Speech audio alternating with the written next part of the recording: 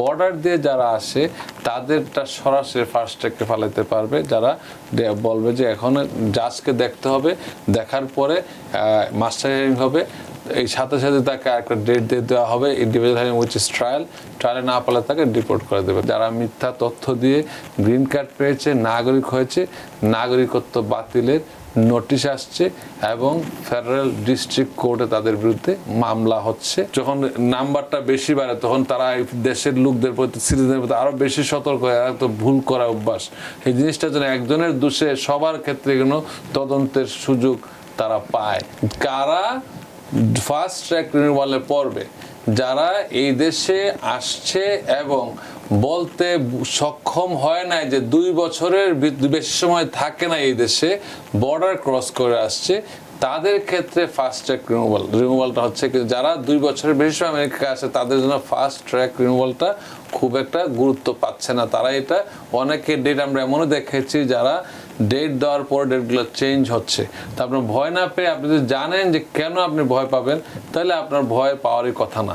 তো অনেকের ভয় পাওয়ার কথা না। এখানে বর্ডারটা মোটামুটি বিভিন্ন দেশে আপনারা দেখছেন, যে কোনো দেশে আমরা জানি না কেন, আপনাদেরকে যদি আমিও যে being an attorney at law, being an American citizen, আমি যদি কোনো দেশ, ইউরোপের কোনো কারণে আমাকে নির্দিষ্ট সময়সীমা দেওয়া হয়, কোথায় থাকবো, কতদিন থাকবো, প্রশ্ন করে আমরা উত্তর দিই এবং তদন্তে আমরা চলে আসতে হয়েছে। আমেরিকা এখন এই সিস্টেম চালু করার চেষ্টা করতেছে, কিন্তু ডেমোক্রেটিক শিবির থেকে যে ফাইলটা করা হয়েছিল ডিস্ট্রিক্ট করানোর পক্ষে ছিল, কিন্তু এখন সার্কিট কোর্ট আবার এটার বিপক্ষে চলে যাওয়াতে যারা এখন ঢুকবে বা অতীতে যারা 2 বছরের ভিতরে যারা ঢুকছে তাদেরকে যে ফাস্ট ট্র্যাক রিনিউয়ালে নিয়ে আসে, আপনার আর কোনো সুযোগ থাকলো না। কিন্তু এই রায়ের এগেনস্টও কিন্তু চাইলে ভিকটিমরা আপিল করতে পারবে। এই আপিলটা আবার শুনানি হবে সুপ্রিম কোর্ট এসছে, যেখানে 9 জন জাস্টিস থাকে।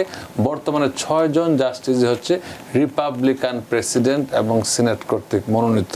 সেটা মনে রাখতে হবে। বর্তমানে যেই ধরনের কেসই সুপ্রিম কোর্টের জুরিসডিকশনে যাবে, তারা কিন্তু দলীয় মনোভাবে দেশে কেউ প্রয়োগ করে না, কিন্তু পার্সোনাল যে একটা অপিনিয়ন, এটা কিন্তু অনেক বড় ফ্যাক্টর। যেমন আপনারা অতীতে অনেকগুলো রায় দেখেছেন, এগুলো আমরা রায় বিশ্লেষণ করলে পাবো। সো আরেকটা রায় যে কথা বলেন শুরু করেন, তারপর বলেন। তো আপনি এটা নিয়ে আগে শেষ করে তারপর আমরা ওইটাই যাব। তো আপনি এই যে ফাস্ট ট্র্যাক ডিপোর্টেশনের কথাটা বললেন, উল্লেখ করলেন, তো এই যে ফাস্ট ট্র্যাক ডিপোর্টেশন, এটা আসলে আরেকটু ব্যাখ্যা আপনার কাছে জানতে চাইব, এবং এটি এই সাধারণ যে ইমিগ্রেশন কোর্ট প্রসেস আছে যেটা, তার থেকে কিভাবে এটা আলাদা বা কতটুকু আলাদা? কিভাবে আলাদা হচ্ছে, কোর্ট প্রসেসে যারা যায় সাধারণত ডেটগুলা অনেক পরবর্তীতে পড়তে পারে। একটা ডকুমেন্ট, ইমিগ্রেশন প্রসেসটা আপনাদের মাধ্যমে এখন অধিকাংশ বাংলাদেশি ভাষাভাষী যারা আছেন আইন সম্পর্কে অনেক সচেতন হয়েছেন এবং অনেক কিছু তারাই বুঝতে পারেন। তো জিনিসটা হচ্ছে ইমিগ্রেশনে যখন আপনারা ফাইল করেন তখন অ্যাফার্মেটিভগুলা যেইভাবে যায়, অ্যাফার্মেটিভ হচ্ছে আপনি সার্ভিস সেন্টারে ফাইল করবেন, তারা এটা দেখার পরে যদি আপনারটা অ্যাপ্রুভ না করে তারা তখন কোর্ট রিনিউয়াল প্রসিডিংসে পাঠায়। কিন্তু বর্ডার দিয়ে যারা আসে তাদেরটা সরাসরি ফাস্ট ট্র্যাকে ফালাইতে পারবে, যারা বলবে যে এখন জাজকে দেখতে হবে, দেখার পরে মাস্টার হিয়ারিং হবে, এই সাথে সাথে তাকে একটা ডেট দিয়ে দেওয়া হবে, ইন্ডিভিজুয়াল হিয়ারিং উইচ ইজ ট্রায়ালে না পারলে তাকে ডিপোর্ট করে দেবে। কিন্তু এই ক্ষেত্রে আপনারা মনে রাখতে হবে, যারা এই ক্ষেত্রে অ্যাসাইলাম জন্য আবেদন করবেন বা করতে চাচ্ছেন, তারা আপনাদের এই যদি সুযোগটা থাকে, যদি আপনি রিয়েলি আপনার নিজ দেশে নির্যাতনের শিকার হয়ে থাকেন, তাহলে আপনি অ্যাসাইলাম আবেদন করতে পারেন এবং এই ক্ষেত্রে তারা বিবেচনা করবে। কিন্তু দুঃখজনক হলো সত্য, রিসেন্টলি আজকে আমাকে 2 জন অ্যাটর্নি কল দিচ্ছে, যারা আপনাদের এখানে মোটামুটি আসে বা বিভিন্ন প্রোগ্রামে জয়েন করে বা অনেকভাবে চিনে। 2 জন অ্যাটর্নি অ্যাট ল যারা নিউ ইয়র্কের প্র্যাকটিস করে আমাকে কল দিচ্ছে যে Moin, do you know what's happening. মানে তারা এখন ভয় পাচ্ছে অনেকে, কারণ অ্যাটর্নিরা ফ্রিবুলাস ফাইল করার কারণে আপনারা দেখবেন যে অনেক ক্লায়েন্টে বলে আমার লয়ারকে বলে, লয়ার সব করে দেবে।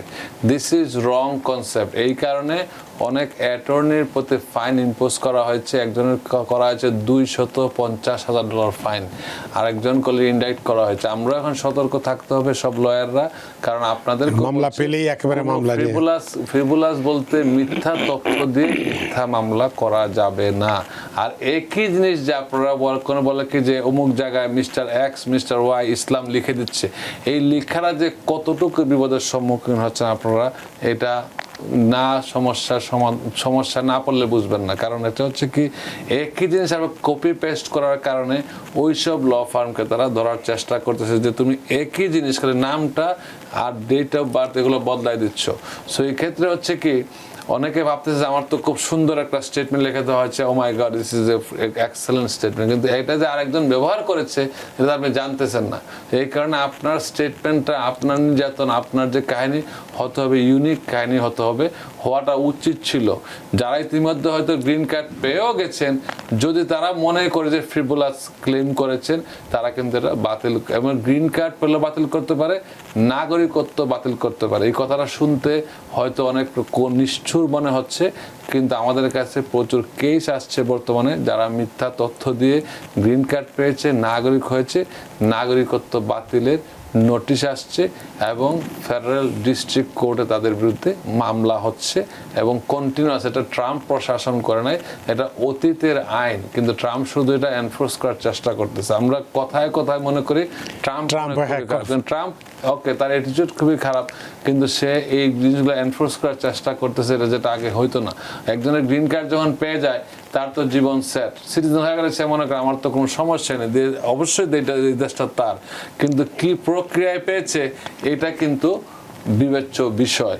সো এই ক্ষেত্রে সতর্ক থাকার জন্য আমি সবসময় বলি, আপনাদের প্রোগ্রামে আগেও বলেছি, সতর্ক থাকবেন। যারা অলরেডি অন্যায় করে ফেলেছেন তারা আর চেঞ্জ করার সুযোগ নেই, সতর্ক থাকবেন। যারা ফিউচারে এইসব ফাইল করবেন তারা সতর্ক থাকবেন, কোনো মিথ্যা তথ্য দিয়ে, মিথ্যা নাম দিয়ে, মিথ্যা জন্ম তারিখ দিয়ে অনেক কিছু করবেন না, যেটা ভবিষ্যতের জন্য আরো ক্ষতির কারণ হতে পারে।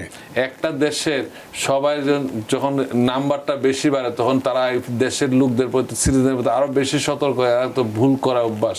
এই জিনিসটা যেন একজনের দোষে সবার ক্ষেত্রে কোনো তদন্তের সুযোগ তারা পায়, সেটা যেন না হয়। আপনার এক্সাম্পল দিয়ে বলছি, একজন, কাহিনীটা বলতেই হবে কারণ এটা একজনের না, হাজার হাজার লোকের কাহিনী আছে। সে আমেরিকায় যখন আসছিল, সে আনমেরিড চাইল্ড হিসাবে আমেরিকায় ঢুকছে, অথচ তার 2 বছর আগে বিবাহিত ছিল সে। তারপরে আমেরিকায় আসার পরে ওই হাজব্যান্ডের জন্য মহিলা আবার অ্যাপ্লাই করলো, সে সে বিয়ের তারিখটা দিল কি, আসার পরে গিয়ে বিয়ে করে আবার নিয়ে আসলো, আসার পরে গিয়ে এই লোকটা আগের স্বামীকে এসে আসার পরে গিয়ে নতুন করে বিয়ে করলো, বিয়ে করার পরে ওই স্বামীর জন্য সে অ্যাপ্লাই করলো। এখন কোনো কারণে ইউএস যে ইমিগ্রেশন তারা সন্দেহ পোষণ করছে যে হয়তো বা তার সাথে মেয়েটা আগে বিবাহিত ছিল, তার কার্যক্রম ইন্টারভিউতে সে যখন সিরিয়াস ইন্টারভিউ দেখেছে তখন তার কথার মধ্যে তার ডিসক্রিপেন্সি পেয়েছে।